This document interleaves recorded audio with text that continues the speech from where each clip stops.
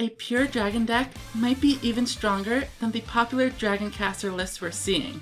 Dragonic Pressure is far and away the best spell in the game, and this deck takes full advantage of it.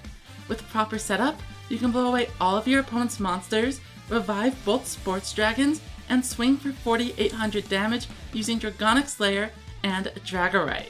This is all possible thanks to the Dragonic Resonance skill. The level boosting effect lets us ignore the restriction on sports dragons, enables Dragonic Slayer's effect, and even lets us draw a card with Triad Drago.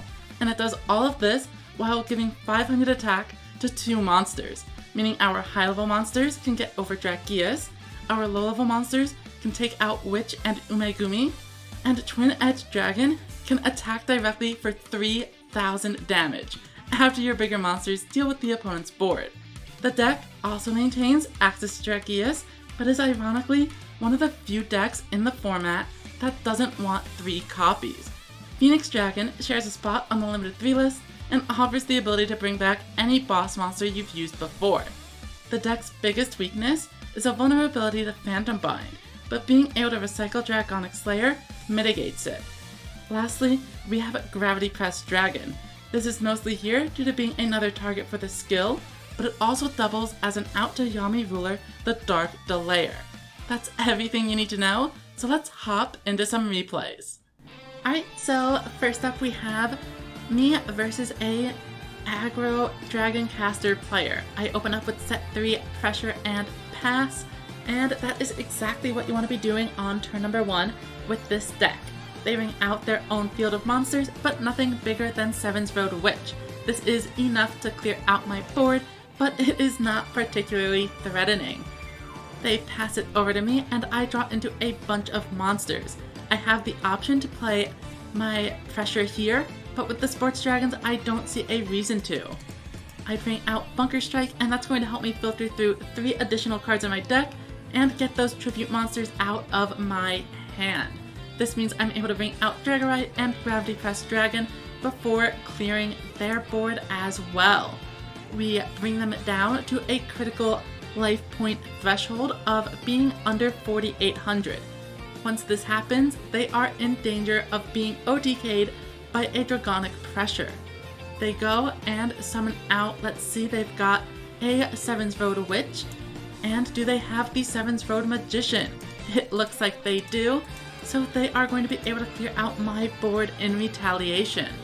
Elemental Road brings it up to 3,000, and they take out my 2 most threatening monsters.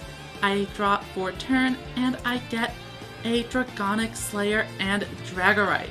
This is exactly what you need to deal the 4,800 point damage combo.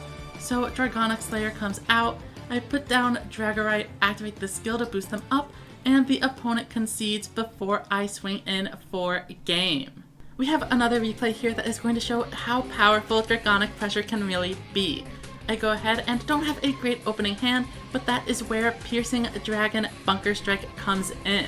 I'm able to send that Phantom Bind straight to the bottom of my deck and get out a couple of monsters to start clearing out the opponent's board.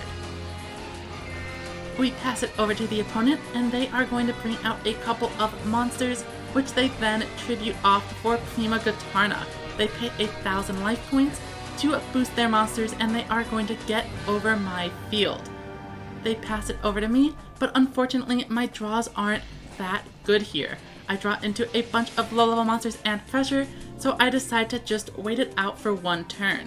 As long as I don't get hit by a Hammer Crush, I'm going to be able to make a huge comeback next turn. They bring out a Dianketo to recover the life points that they paid with Prima Gatarna, and then they take out my 3 monsters. However, since they were in defense mode, I still have a healthy 4,900 life points remaining. So I draw into some monsters and Dragonic Pressure the field away. The Sports Dragons activate, and I once again get the 4,800 damage combo. This is going to bring my opponent down pretty low, but there isn't much I can do but wait to see if they draw an out. Dragonic Slayer also comes in and removes a Phantom Bind. Phantom Bind is this deck's one major weakness, but having Dragonic Slayer gives us an in-engine out to it. They bring out Dark Sorcerers, showing that they are going to be able to tribute summon a monster capable of defeating me. It is the Yami Ruler, the Dark Delayer, which has enough attack points to beat over Slayer. They also have another face down card, and since I've already seen a Phantom Bind, I am a little bit worried. That is the reason why I choose to activate Dragonic Pressure and swing for potentially game with Dragias rather than, say, crashing the Dragias into the Yami Ruler. However, I was right, and it is indeed a second Phantom Bind. This means my opponent is able to survive this turn, and my only monster on field is Dragias. They use their skill to guarantee they draw into a Summoned Skull and have an out to Dragias. Thunder the Thunder weakens out my monster just enough to be able to clear it and keep their monster on the board. However, on this turn, I draw the third Dragonic Pressure, and that is game. I summon out Dragonite, and 1500 is enough to close it up. Alright, so we have a pretty normal opening hand, and I decided to tribute set my Gravity Pressed Dragon just to have lower odds of breaking on the next turn. They bring out a couple of monsters, and then they bring out a boss. The Multistrike Dragon Dragias is going to mean they clear out my board, and they have another card in hand, which I suspect is another 2 tribute monster. We head over into my turn, and I draw a Bunker Strike, which is going to help me clear out the Dragonic Slayer from my hand and try to find another low-level monster. That way I can mount a proper comeback. I use Future Mining and put the cards back on top of the deck. Next turn I know I'm going to have a Dragonic Pressure, and we'll see if I need to use it. I take out Dragias, Gazelle, and swing in for 1500. They are at under 4800, but to do the 4800 damage combo, you do need to have Dragonic Pressure already set on your field from a previous turn.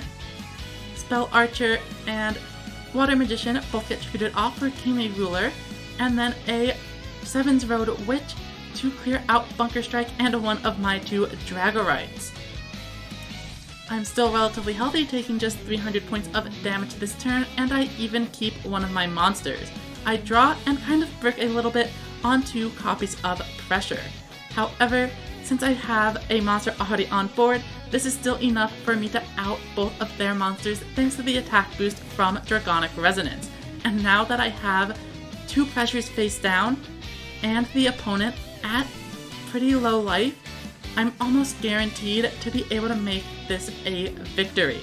They bring out 2 low-level monsters and tribute them for Prima Gatarna. Paying 1000 life points to use their effect puts them even lower. Now all I need is a Gravity Pressed Dragon and the game is over. I take a bunch of damage this turn, but it is fine. We go into my next turn, and there it is. Gravity Pressed Dragon. I discard 3 cards, bring back a monster, summon it out, use Dragonic Resonance to boost it, and that is game.